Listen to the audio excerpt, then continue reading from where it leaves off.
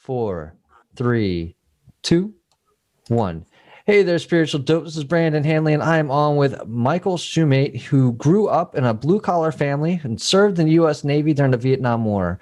He's also worked in the construction industry for over 45 years before he retired.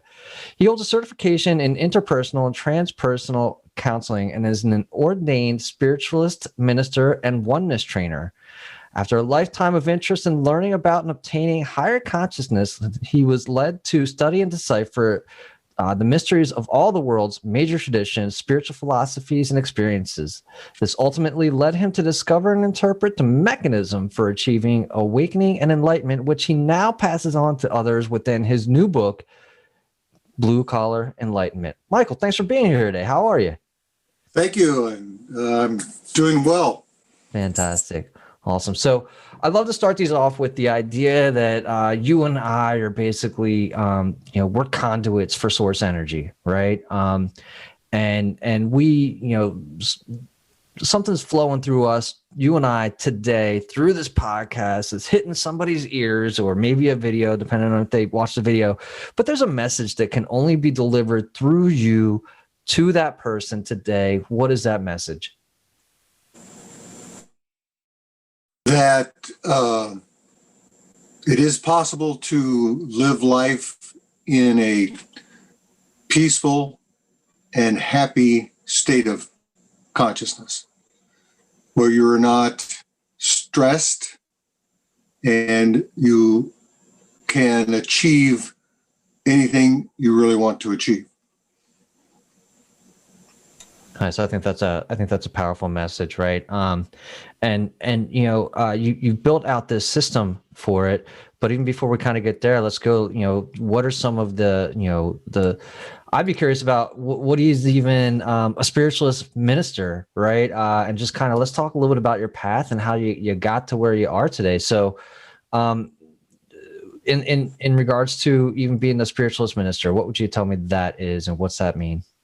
Well, early in my life, I had a number of experiences.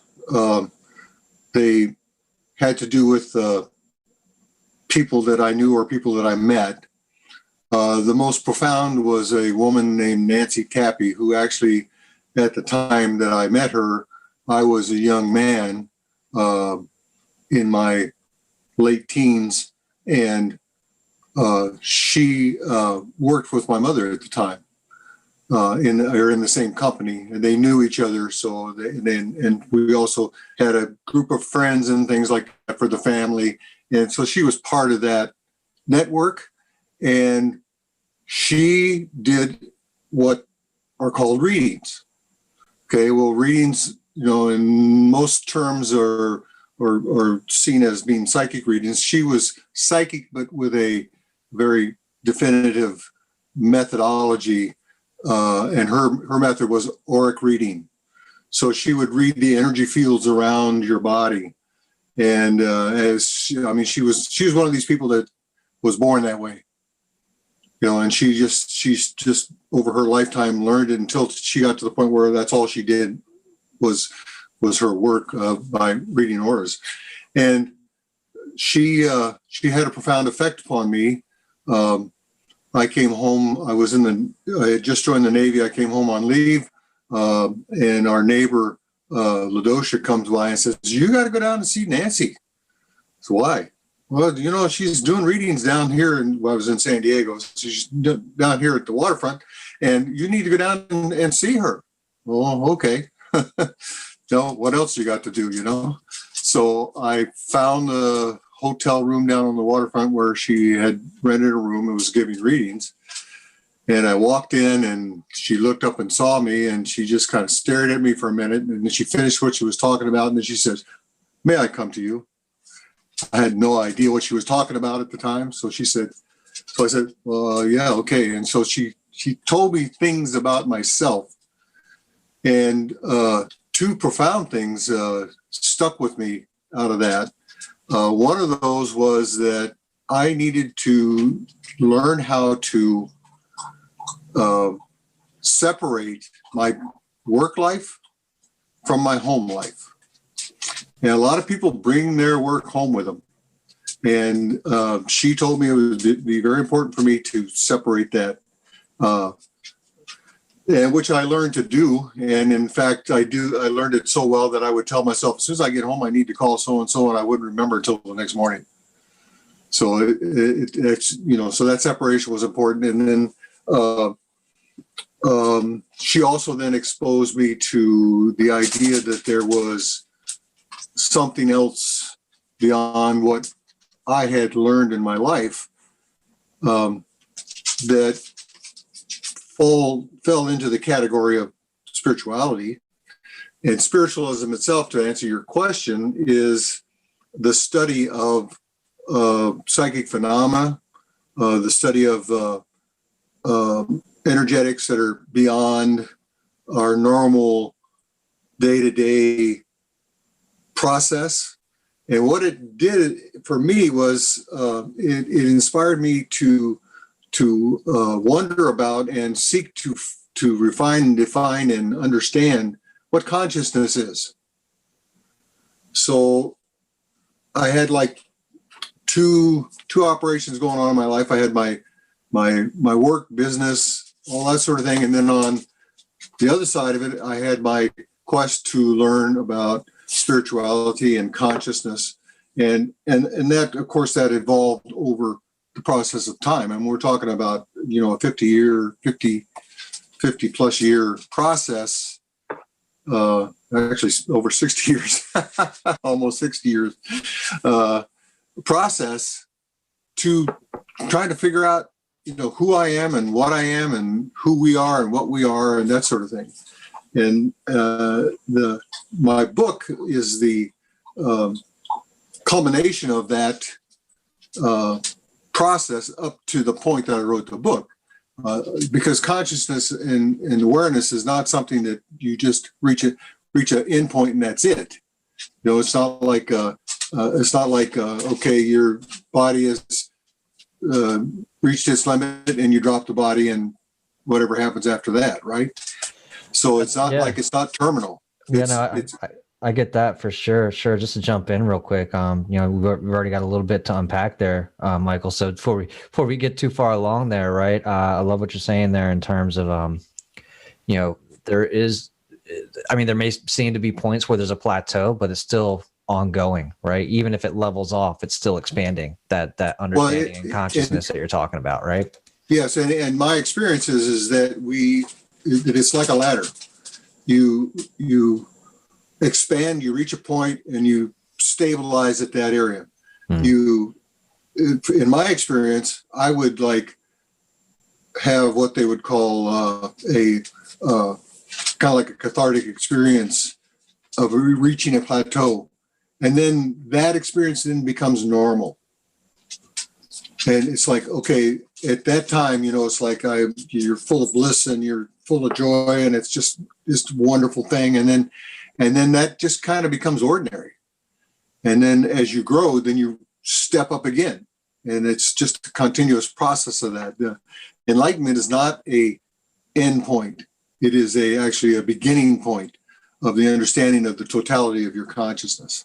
Can I tell you how frustrated I was with that one, right? Because, as I look back on my experience, right, mine was kind of a sudden thing, right? Kind of like I would liken it to a discarded seed that just goes ahead and sprouts anyways, right? And really there was no stopping it.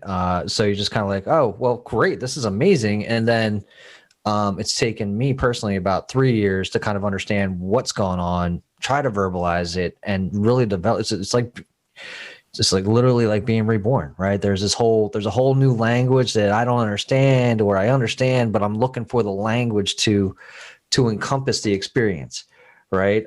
So when you've got this lady, right? What is it that makes you even believe her, right? At that time, because she's telling you some things. I'm gonna, you're in your late to your late teens, early 20s, I'm guessing. And what makes you believe her that what she's telling you is something that's even worth pursuing? Well, my attitude is I am I am a dyed-in-the-wool skeptic. So I will listen to whatever you have to say, and then I will look into the world and see if that's valid for me or not.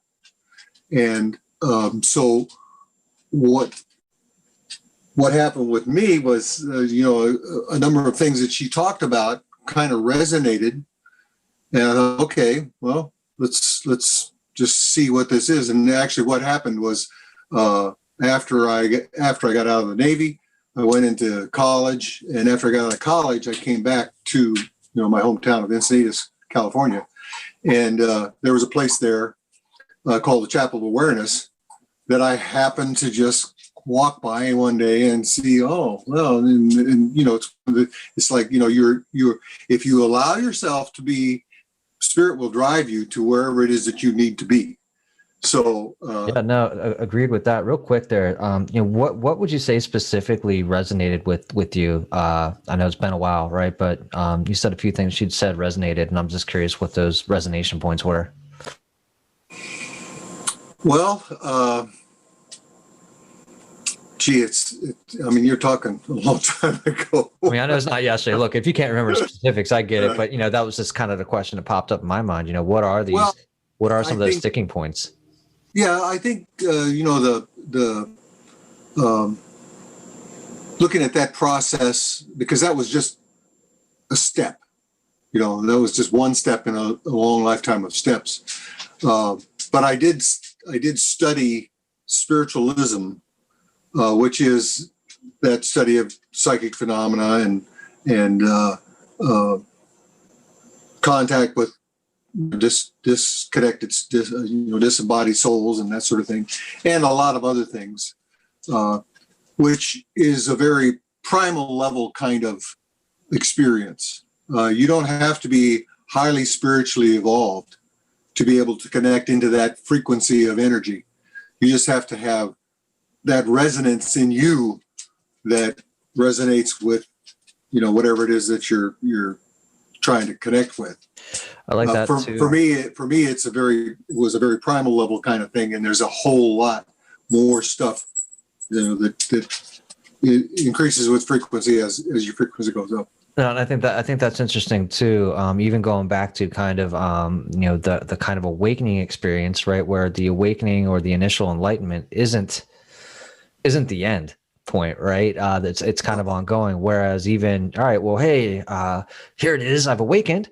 Not only have I awakened, now I feel this source energy flowing through me. Right now, what I'm hearing you say is that you don't even have to be like that elevated, or you don't have to be that deep in to be able to do that, right? To connect with source. Is that what you're saying? Like, Well, we're not talking about connecting with source. We're talking about connecting with spiritual entities. Okay. And is there would you define those two as different things? Well, the requirement, as I've come to learn, Mm-hmm. the requirement is that you need to resonate at the same frequency. Right. It is true all the way up the scale. You want to resonate with your higher self, you have to bring your vibration, so to speak. That's the term that was used when I was a kid. Sure. You got to raise your vibration. It's back, Michael. Just so you know, it's all coming back, right? It's a cycle of things. Right. Cycle of things. That's right. So it's like, the higher you raise your vibration, that gives you the ability to connect out to other intelligence at that vibration, because we have been defined there has been definitions stated that we have dimensions of existence. Like the third dimension is the primal dimension of existence on Earth. Right. Raising that vibration of Earth up to the fourth, fifth dimension is now what's being called an evolution of humanity. A lot of things come together as you gather pieces of the puzzle. And so what happened for me was I spent pretty much my lifetime gathering pieces of the puzzle. And about 4 years ago, it all kind of coalesced and gelled and came together. And I had a much clearer understanding of a much larger picture. And that's really where my book takes people, is how to get yourself into that state of being, so that you can, as you say, connect with source, because ultimately everyone is connected to source. For sure. Right.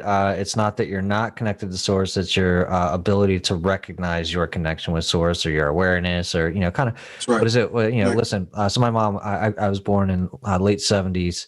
My mom, in San Francisco. Right. So I've got a little bit of background in tuned in. What is it? Tuned in, turned on, or whatever. Tune in, tune out, whatever. Tuned in, drop out, whatever.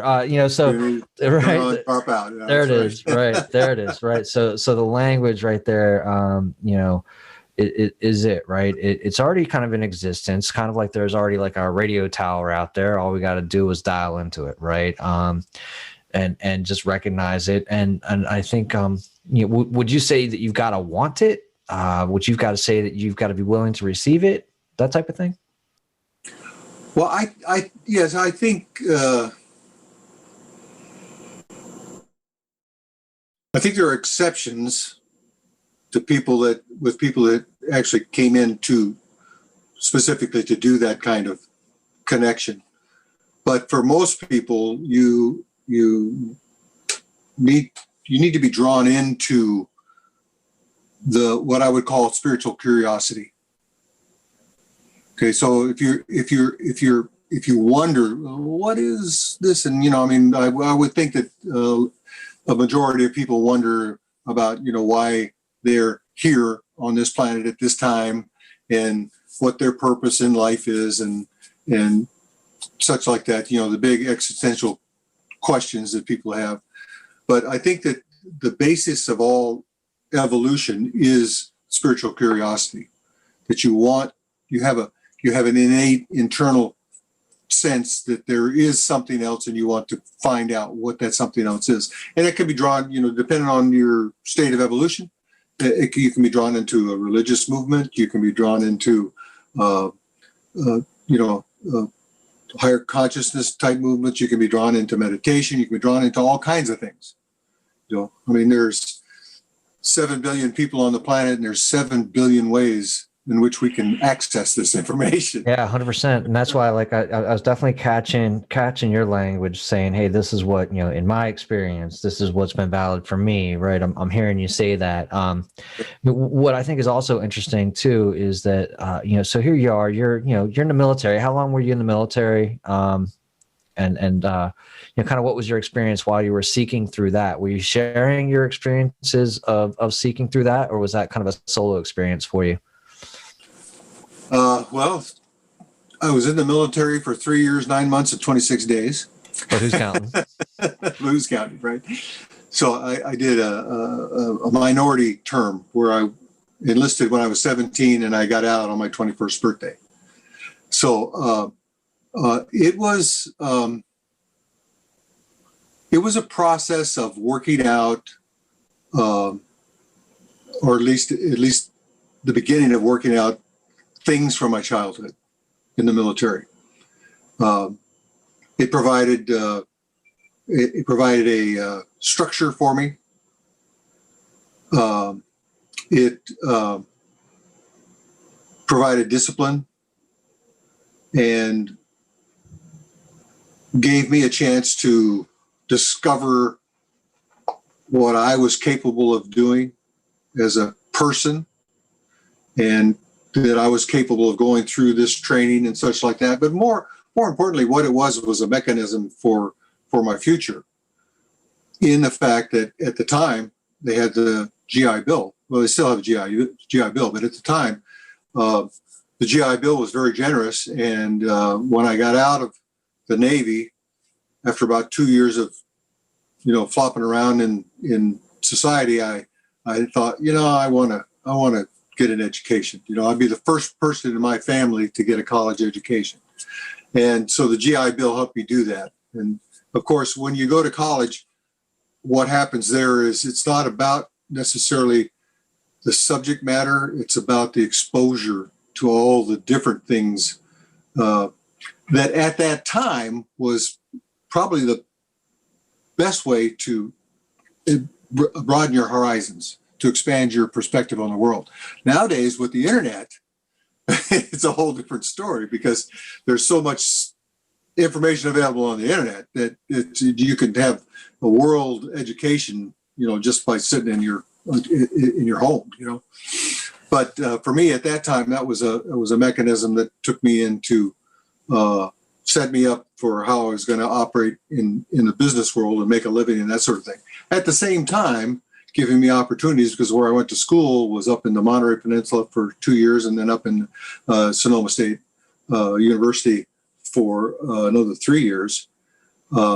It gave me an opportunity to be exposed to a lot of different things culturally, different people, and become aware of other types of spiritual movements. It was a time of the Maharishi doing his thing, so I got exposed to that. I got exposed to people that were interested in different spiritual paths, different gurus and things like that, because there was a lot of influence from the East coming in at the time. So in those 5-6 years that I was hanging around in that environment, I got exposed to a lot of different philosophies, a lot of different perspectives and things like that. And each one of those things gave me a piece of the puzzle. Sure. No, and that's pretty cool how, you're the first, I like that you're the first, college graduate, right, in your family, taking kind of advantage of that mechanism for your future that you're talking about. I like how you're talking about the idea of, going in, getting that education, but the education, and like you keep saying, in my experience, right? In my experience, going back to school after you've had some world experience makes that education a little bit more applicable, right? If you just go from school to school, you're just continuously learning. You don't have some real world application. So what you're sharing is that you were able to go, finish up school, go to the military, like you said, flop around a little bit, and then when you went back to school, you were able to kind of learn some things that you could actually apply to the real world. Is that how I'm picking that up? Yep. Yeah. And then it's pretty neat, like how you were exposed to all these different types of new philosophies or philosophies. I think that during the time that you were growing up in that period were new to the United States, right? Yes. What was your personal background prior to even jumping into these Eastern philosophies? You mean what? Were you a Christian? Yeah, were you a Christian? Religious movement? Well, my family was Catholic. I'm the oldest of 9. So I'm the oldest of 9 children. Wow. But guess what? Guess what religion we were? Right. That's fair. So and it wasn't Mormon. Yes. Were you? Did you break away from that faith while you were studying all these others to go off on your own and figure out yourself? Actually, I broke away from Catholicism when I was about 7 years old. I had an experience that kind of made me stop and think and look. It's like, this has always been part of my character to wonder about things. So one Sunday we were getting ready to leave for church, and I think there was like 4 or 5 children in the family at that time, and I had just put on the Sunday clothes, all the good clothes, and all that sort of thing, and I went walking outside. And I'm 6'5" now, which has shrunk from 6'6", and I was a tall, gangly, uncoordinated kid, and I stumbled on the way out, stepping down the porch, and skinned my knee and tore my pants. And my father just got furious with me about it, and I couldn't understand why he was so mad about it. It wasn't that I tore my new clothes and things. He says, "We can't go to church with you looking like that." And I thought, why not? Because why does God care what I look like? And that just started me looking seriously at Catholicism and things, and religions in general over my lifetime, to see what it is that that made sense and what didn't make sense. And so that was the initial point right there. That was early in my life. Yeah, I mean, that's definitely young to be breaking away from your own kind of foundations, right? Or even your family structure. So that's pretty cool. Well, let's talk a little bit about, the idea that you've got this mechanism for achieving awakening and enlightenment, right? Let's talk a little bit about maybe what we can find inside of the book, Blue Collar Enlightenment. Okay, well, the essential point is that there's a whole process that I go through in the book to get to this point, but the essential point is that the best state of being is to be present, totally present for the experience of your life. And what keeps us from being present is our memories, which we indulge in the thoughts of our past actions and things like that. And that's it's most distractive and most seriously understood if you think about times when things have happened to you and it just rolls around in your head and rolls around and just won't let go, won't leave you alone. You're just stuck back there at that moment in time. Well, the past is the past. It's gone. There's nothing you can do to change it. You can reiterate your experience within your mind as long as you want. It's not going to change anything. And the future hasn't happened yet. So the reality is that we live our life in moments by moments by moments. And so if we can be present for the moment, then what happens is everything changes, because at that point we are connected to our core self. And we are able to be guided to that thing which is the most appropriate for us to be. What would you say some of the mechanisms are specifically to stay present? How do you break out of living in the past or in the future and bringing yourself to be fully present? Well, it is actually a very simple thing that is hard to do. That's what I find about the truth about most things, is that they're very simple. It's just that they seem to be hard to do. So what I was, I trained for about 10 years in India, learning different kinds of meditations and processes and things like that. And one of the most influential people that kind of brought me to the enlightenment moment was a couple of people called, it started out with, it's at one of the universities where I studied, with Sri Bhagwan and Sri Amma. We were the founders of that. His son, Sri,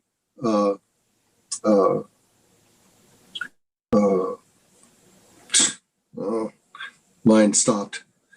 We can just go with his son. Krishna Ji and his wife Preeta Ji have taken over the university and combined their operations into what's called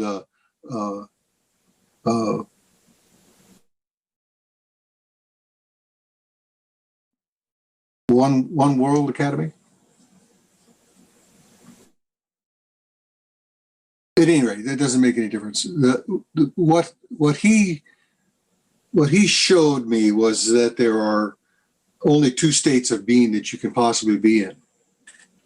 You're either in a state of being happy, or you're in a state of being stressed. So understanding that, what is it, if you take a look at what is it you can do for yourself to resolve stress in your life, the most effective thing that you can do is calm the mind. And how you learn to calm the mind, the best way that I know of, is to learn how to be silent, which is what is what we call meditation. Okay, so if you put yourself in a position where you can be calm, where you can slow your process down, and your awareness can watch the mind, then what happens when you start watching the mind is it doesn't like to be watched. So it will stop chitter chattering. And this stopping chitter chatter will happen a little bit at a time. And as you persist in the process, it becomes more and more and more until you can sit and be in silence. And when you're sitting and being in silence, you're in total awareness and experience of what is there for you. And that's how you get to that point.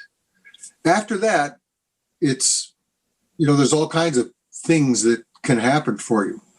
We become aware of in fact, science is actually catching up with spirituality now. They're aware that everything in the universe is connected. Well, all of us are connected to each other. What I do affects you, what you do affects me at some degree and some level. And so when we're able to be in that space of silence, we're able to be in a place of total connectivity. And therefore we have access to the field of consciousness, which then can, out of which we can then create whatever it is that we want. The reality is that we're doing that all the time. We just don't know that we're creating our life. We're, as they say, we're co-creators of the experience. Yeah, 100%. I think that where I love that you got the opportunity to spend 10 years in India, right? Do you think, just out of curiosity, do you think that your experience is still possible for somebody else today to go back to India? It wasn't 10 continuous years. It was over a period of 10 years. Okay, I got you. Well, even that, right? Like, probably the most time I spent there was like about 6 weeks. Okay. Is it possible? Absolutely. Okay. But it given the current pandemic condition, we have to get through that, and then once we can travel again, then yes, all those things in India are still there. Right. If you feel drawn to that. Right. 100%. 100%. You're out there. I think Monterey's got some places out there. I was just out there in LA not too long ago, where they've got the Self-Realization Foundation, right? Yogananda Fellowship. That's what it is. That's in Encinitas. That's where I used to live. Yeah. So you're right down. Did you spend some time there? Some. Okay. Just okay. Most of the time it was, my biggest exposure was when I was young, and it's actually there's a state park there called Swami's Beach. and that's because the locals used to call the place the Swami's place, because that's who was there. Yeah, the place is huge. Paramahansa Yogananda was a great influence on me very early in my life. Okay. His book. Right. I actually just ordered it. I've never read it, and I said, fine, I'll go ahead and read it. It's I don't know if you know this, but Steve Jobs actually handed out that book on his deathbed. So when Steve Jobs died, he gave everybody in attendance a copy of that book. Yeah. So I thought I think there's a lot to be learned from that. It's one of the things that I read when I was younger. Right. You talked about just jumping back a little bit in the being in the military and processing kind of some childhood stuff. Was there anything in there? What would you say you had to process to kind of get through? And how did you do it? Well,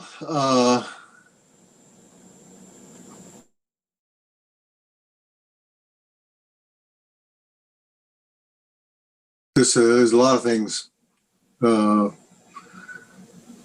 Probably it just gave me an opportunity to grow up, and to transition out of childhood behaviors into a more disciplined adult behavior.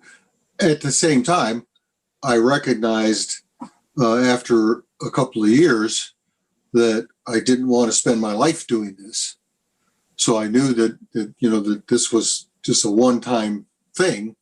It really was an opportunity for me to get away from home. My father was very abusive.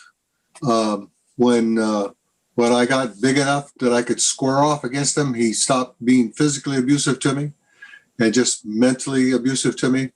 And actually,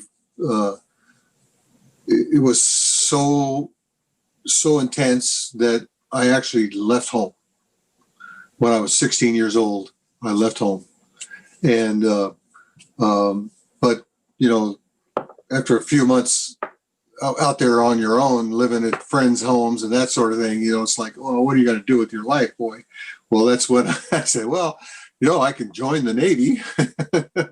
Nice. Well, look, I mean, So, you gotta, yeah, that's good what for I you. did. Yeah, good for you to kind of get out of there and away from that, right? Split off from there, and I'm sure that has a lot to do with what you needed to process, kind of going through that, Yes. and even kind of going forward, right? That's not the type of thing that just falls away super easily. So thanks for answering that one. You talk about the calm in the mind, silent meditation. I'm just trying to imagine you out there working in the construction industry, pausing in the middle of the day, taking some deep breaths and saying namaste or something like that. How were you able to weave this into practical application on the job and that sort of thing? Just curious how it shows up there for you. Well, it's not like it was a continuous day-to-day process for most of my life. Once you achieve the ability to do this, then it's fairly easy to exist in that state. It doesn't mean that you don't have thoughts. The achievable goal is like 70 to 80% of the time you're in this state of presence, not 100% of the time. If I was there 100% of the time, I probably would have no reason to stay here. You'd probably drop the body and go do something else. Sure, right. But so it's not like it's all the time. And we're talking about a process here for me that has spanned a period of virtually 60 years. Michael, would you say there's any way to accelerate that? I would say that now is the time to accelerate that.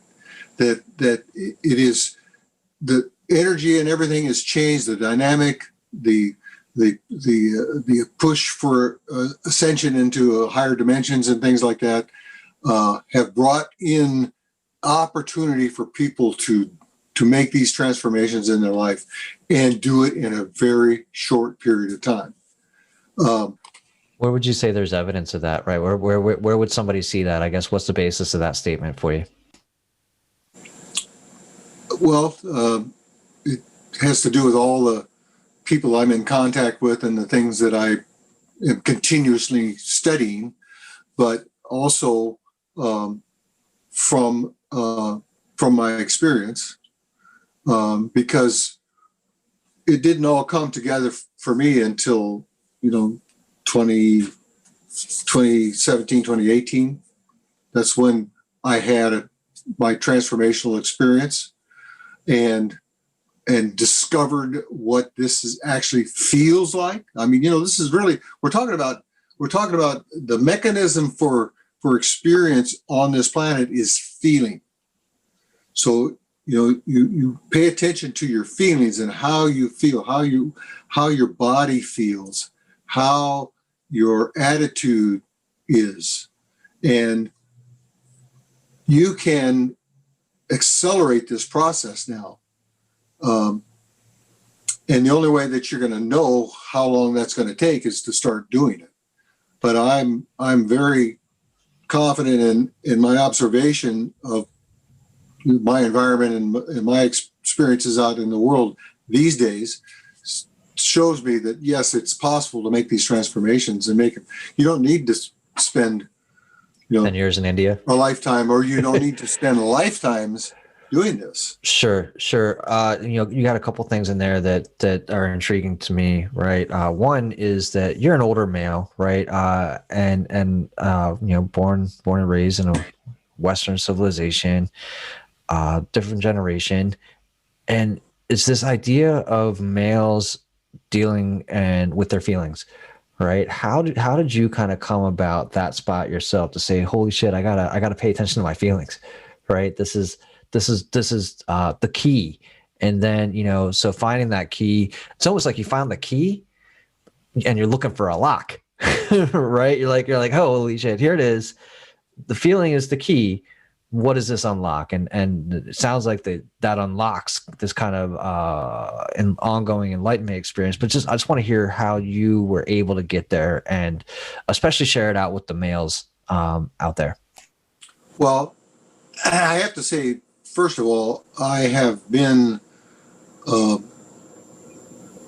very emotionally aware from very early in life. A lot of that emotion was not very positive emotion, but my awareness of how it affects my body and such like that, I've been aware of that for a long time. I consider myself to be very male-female balanced. I'm unusual for males. Most people are one way or the other. But I think that simply the process of being aware of what's there and acknowledging the truth of what's there is what transforms your ability to have, a total experience. Agreed, right? Agreed 100%. But again, it's, I guess, how did you what do you have a point in your life where you feel like you were always kind of emotionally aware, and how it was impacting your body, your daily life? Is there a pinpoint for that, right? Because again, this is something that I see over and over, especially in the Western male civilization, right? Not understanding what emotions that they're feeling to begin with, right? Nor understanding, kind of the impact on the body, right? If we look at alchemy, right, we are walking chemical creation factories, right? And what we feel creates those chemicals that impact our body, that impact, our magnetic field and resonance, right? And on and on and on. So my question to you again is there a point where you said, this is it, right? Or you began to recognize those feelings and emotions and the impact that they were having? Or is it just always innate for you? And that's cool too. It's primarily innate. And there was a point where I recognized the impact of emotions on the body. And interestingly enough, it was when I was in college. It's one experience of many that stands out for me. I had been in a relationship, and then I had gone through a relationship breakup, and it really hit my solar plexus to the point where I had gut pain. Like I couldn't understand why. It was just the emotion was so intense. And interestingly enough, the solution was hugging a tree. Somebody told me, Tell me about that. I mean, dig into that. The trees, he said, the trees will help you release this emotion. So I said, okay, fine. I've had enough of this, and I found a nice, I think it was a nice redwood tree or something like that. That's a big tree. And just grabbed a hold of that thing and held on for an hour or so, and it actually worked. Wow. Well, I've seen that type of thing. I've got a bunch of trees in my backyard, and I'm like, I kind of want to go try it out myself, but I want to do it in private, right? Like, can this tree and I have a moment, please? So I enjoy that, and I also just I see kind of and I'm familiar with this type of it's almost this gut punch, right? Where your feelings are just all centered right there, and just for that one moment, you're kind of you're hitting pain right at that solar plexus, right? Yes. And there's nothing but that moment, which in honesty, if I reflect back on, I'm like, there's a moment where I was truly present to myself, right? Truly present to what was happening within me. At that time, I wouldn't have addressed it in the same way. I would have just addressed it as this sucks. Yeah. Right. Yeah. But at the same time, that's what I was present for, was just that feeling, emotion, and listening to my body, right? And just a kind of coming, surrendering to that moment. Space. So hugging trees, good ideas if you're going through this type of thing. Michael, just another. If you said there was a keystone to your entire program, it sounds a little bit. It's like calm the mind, awareness, be present. Are there any other keystones or just really revelatory moments? What do you even recall? Like when you recognized the whole puzzle had kind of come together for you, you're talking 2017, 18, you're like, eureka. Well, yes, there was, I was studying at the One World Academy, and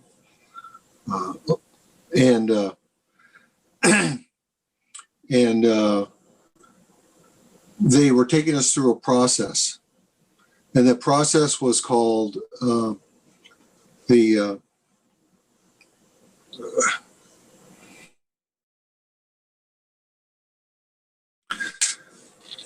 the mind slips. How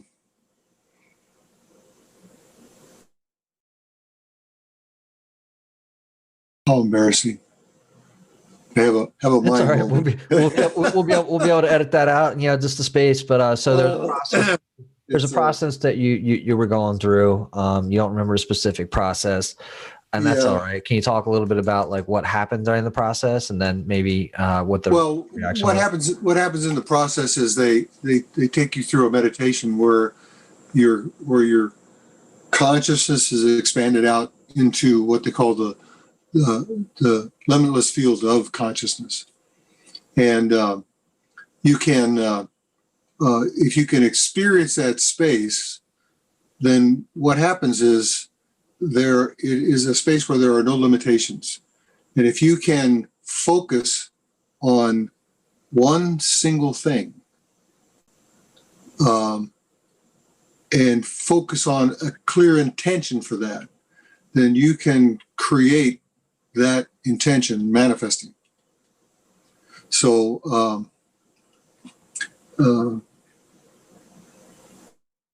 do you have a recollection of maybe the first time you realized? Was this the first time you realized that you were capable of being the co-creator and manifesting those things, or did you realize that before? Well, what made this sink in, and it actually, to be honest with you, it took me months to really realize what had happened. But at the time, I had a very serious cancer-related growth on my cheek. It covered a good portion of my cheekbone, and it was probably a couple inches in diameter. And so my intention was that my face heal.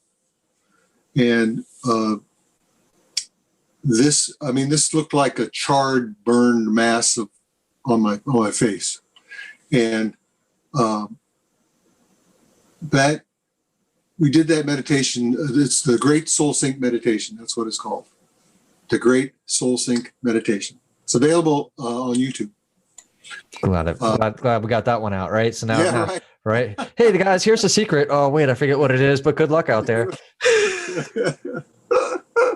Hey, I'm 75 years old. What do you want? But anyway, that was about 4 days before the course ended. By the time I left at the end of those 4 days, that great big mass had shrunk to about the size of a dime. And 3 days after I got back home, which was about 5 days later, it was completely healed, because I had an appointment with my dermatologist, and he looked at that and he said, "My God, this is incredible." And so it's like, okay, miracle, right? Well, we can create miracles. And that's when I discovered that process and what it felt like to be connected into that space. I mean, this is the most important thing, is what it felt like. Because when you have a feeling, you now have something you can relate to other than just a thought.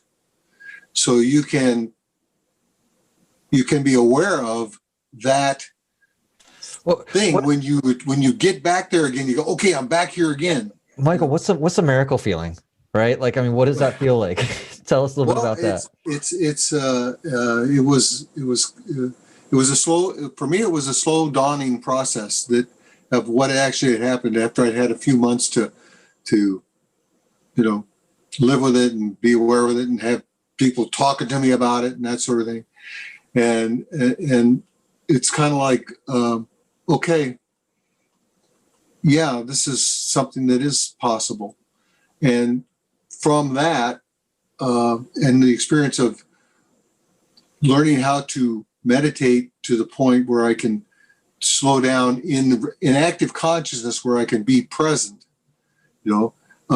those things came all out of that experience. And for me, it's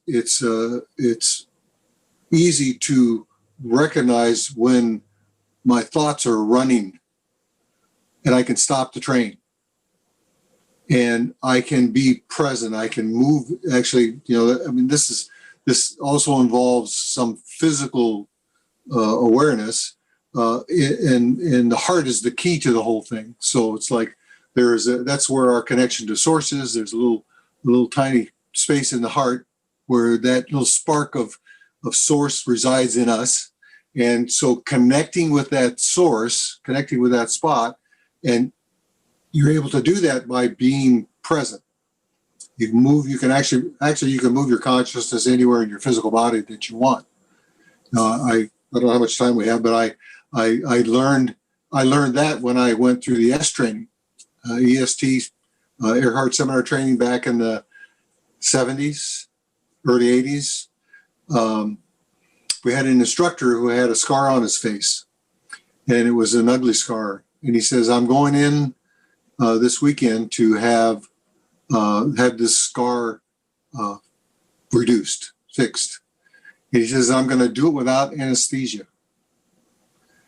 And he says, and that's because I know that if you put your consciousness right there at the point of pain, the pain has a job. It's to tell you that something's going on here that needs your attention. If you put your attention there, if you put your awareness and your consciousness at that point, it will not hurt. The pain will recognize that it's done its job, and it will not hurt.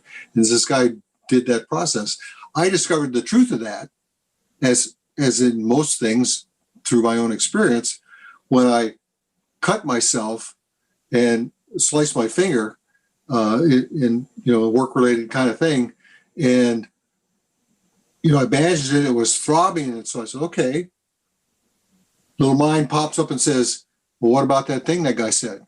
"Oh, well, let's try that." Okay, so I just focused my attention, put my awareness and my consciousness into that point, and it stopped hurting. I said, "Okay, this works." Sure, right? This works. I think that a lot of times, right? It's when somebody tells you something like that or teaches you, you kind of want to call BS. You're like, all right, well, BS, until you actually experience it yourself, right? And it's one of those things that can only happen internally, and it's subjective, so it's difficult for somebody else to, outside of you, believe that, right? Unless they've had that experience themselves. Yeah, I think it's where healthy skepticism comes in. For sure. Allow the possibility that this thing may be, in fact, true, but don't just become a believer. actually right. sort it out and become a knower. Right. No, So no, you can and actually know this thing is true. for sure, for sure. And when you're talking about being a co-creator, I was definitely skeptical of that kind of thing before until, I've had some experiences myself where there's just been co-creation, right? Like, wow, I can't believe that happened almost identically to what I saw in my mind with great ease, and just kind of showed up in my life. Right. Yeah, And there you so I go. think it's pretty crazy. And you have to be willing to look for it, right? You have to kind of be willing to look for the evidence of that, and all those other things. One more thing for you, kind of before we tie it up, right? This is the book is for ordinary people, right? I'm just curious what you mean by ordinary people. People that have no spiritual training, particularly spiritual training, uh, I try to keep all the woo stuff out of the book. It's because I don't want to put people in a position where they have to decide whether this woo stuff is real or not. I don't want to turn people off. It's a process, a very simple process of understanding our relationship to our existence on this planet and how we can change our experience of that, get into the point where we're living in that, what Krishna Ji calls a beautiful state, as compared to being a stressful state. So if you're experiencing negative emotions, you're angry, you're sad, you're having, those kinds of experiences, you're stressed. That's one way to live life. The other way to live life is to recognize that those things are just thoughts in your mind and that's not you. And so that you can, and then to recognize and experience that you can be something other than that. And, most people have had some kinds of, really positive experiences in their life that they can relate to that sense, that feeling of being that way. And in my book, I take you through all the background understanding of how to get to the point where you can know that this is possible. And then it's up to you to do it. That's awesome. It's awesome. I love it, man. And why now, right? Why this book? Why now for you? It's how it evolved. Yeah. Okay. When I got to the point where I understood it, I was guided. To be honest with you, I was just guided to, okay, I've been writing these pieces and things like that, and now it's time to put all this stuff together. And because as I would go along in my training and my experiences and things like that, I, kept not necessarily a journal, but I kept a log, would write things would be, I would be inspired by, I'd write it down. And so all of that stuff I brought together into the book. And even the name of the book came to me. I was told Blue Collar Enlightenment. That's the name of your book. Okay. Fine. I think it's a great name for the book, and I'm pretty excited. I haven't read it yet myself, but I think that what you're talking about is going to speak to those blue collar people, to those ordinary people, to somebody who's maybe had one or two experiences and doesn't know how to kind of pin it down, right? Doesn't know how to recreate those experiences. And it sounds to me like you're helping someone to, again, decipher the mysteries, right? And some of those mysteries are, what was that feeling that I was feeling? And how did this happen, right? And then being able to pin it down, recreate it, and implement it throughout the rest of their lives. Is that about what it boils down to? It's a path to do that. Yes, for sure. And you all you have to do is do the work. Do the work, right? I mean, that's always the challenge, right? That the challenge is actually doing the damn things, right? Do the damn thing. Simple process that is hard to do. For sure. So this helps you to do that. Where can I send people to find out more about you and this book? Okay, well, I have a website. It's lovelightconsciousness.com. Mm-hmm.